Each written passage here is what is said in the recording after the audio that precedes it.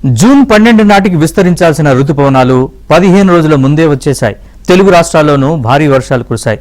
మళ్లీ ఇప్పుడు ఎండలు మండిపోతున్నాయి. రుతుపవనాల కదలిక ఆగిపోయిందా? మళ్లీ ఎప్పుడు నైరుతి రుతుపవనాలు చురుగ్గా మారతాయి? ఈ ఏడాది నైరుతి రుతుపవనాల వల్ల మంచి వర్షాలే కురుస్తాయా? Watch this report.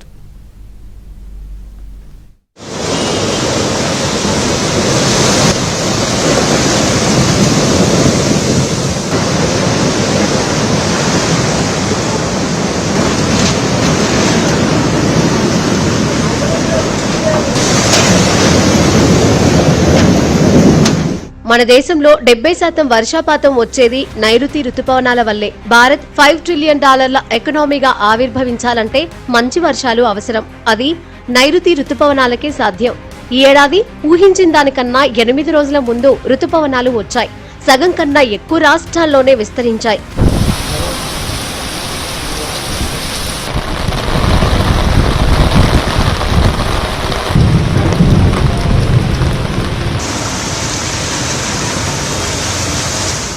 దేశమంతా విస్తరిస్తాయనుకున్న రుతుపవనాలు ఒక్కసారిగా స్తబ్దుగా మారిపోయాయి. ప్రస్తుతం రుతుపవనాల్లో మందగమనం నెలకొంది. తెలుగు రాష్ట్రాల్లో వాతావరణం రోజుకోలా మారుతోంది. ఒకరోజు ఎండలు మండిపోతుంటే మరో రోజు భారీ వర్షాలతో ఇబ్బందులు పడుతున్నారు. నైరుతి రుతుపవనాలు రోహిణి కార్తెలోనే రావడంతో కొన్ని రోజులు వర్షాలు కురిశాయని, ఆ తర్వాత రాష్ట్రంలో రుతుపవనాల కదలిక మందగించడంతో తగ్గుముఖం పడ్డాయని వాతావరణ శాఖ తెలిపింది. నైరుతి మందగించడంతో ఉష్ణోగ్రతలు సైతం పెరుగుతున్నాయి.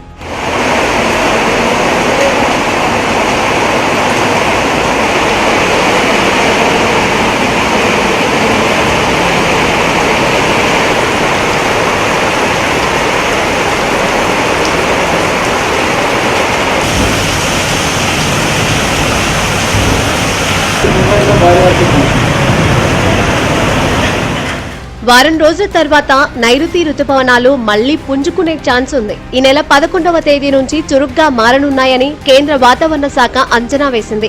రుతుపవనాల విస్తరణకు మరో వారం పాటు అనుకూల వాతావరణం ఉండబోదని పేర్కొంది. మన దేశంలో నైరుతి వల్ల 70% వర్షపాతం కురుస్తుంది. 45% భూభాగం వర్షాధారం. భారత జీడీపీలో 16% వ్యవసాయ రంగం ద్వారానే ఇప్పటికీ వస్తోంది. రుతుపవనాలు ఫెయిల్ అయితే దేశ ఆహార భద్రతకే ముప్పు వస్తుంది. అందుకే దేశంలో నైరుతి రుతుపవనాల కోసం దేశమంతా ఒళ్లంతా కళ్లతో వేచి చూస్తుంది.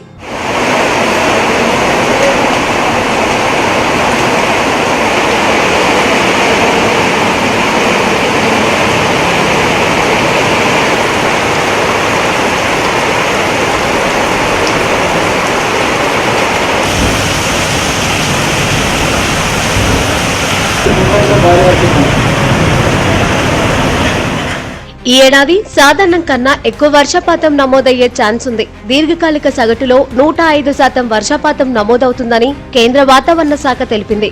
దీంతో రైతన్నల్లో ఆనందోత్సాహాలు వెల్లువిరుస్తున్నాయి. దేశంలో దీర్ఘకాలిక సగటు 87 సెంటీమీటర్ల వర్షపాతంతో పోల్చుకుంటే 105% చాలా ఎక్కువ. రుతుపవన వేగాన్ని ప్రభావితం చేసే ఎల్నినో పరిస్థితులు ఈసారి తక్కువ. అధిక వర్షపాతం నమోదు అంచనాల నేపథ్యంలో వ్యవసాయం, దానిపై ఆధారపడిన ఆర్థిక రంగాలు పుంజుకునే అవకాశం ఉంది.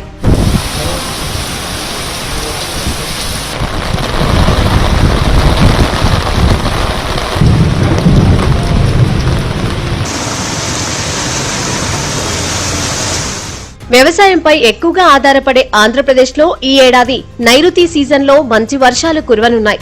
గతేడాది కోస్తాలో శ్రీకాకుళం, ప్రకాశం, రాయలసీమలోని కొన్ని జిల్లాల్లో వర్షాభావం కొనసాగింది.